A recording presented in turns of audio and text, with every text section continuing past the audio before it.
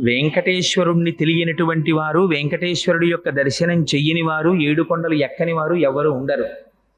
తెలుగువారి ఇలవేలుపువై అంటారు మహానుభావులు. అందుకని అందున తెలుగువారికి వెంకటాచలపతి, ఆ వెంకటరమణుడు అంటే ఉండేటటువంటి భక్తి మరింత ప్రసిద్ధం. భవిష్యోత్తర పురాణం అని, ఆ భవిష్యోత్తర పురాణము, వరాహ పురాణము మొదలైనవి వెంకటాచల మహాత్యం గురించి చాలా విశేషమైనటువంటి వర్ణనం చేసి ఉన్నాయి. అసలు ఆ కొండ పేరే చాలా చిత్రమైనటువంటి పేరు. ఆ కొండ పేరు పెట్టడమే వెంకటాచలము అని పేరు పెట్టారు. ఎంత ఆశ్చర్యకరమైన విషయం అంటే, అన్నారు అజాయమానో బహుధా విజాయతి. అసలు పరమేశ్వరుడికి జన్మనెత్తవలసిన అవసరం ఎక్కడుంది?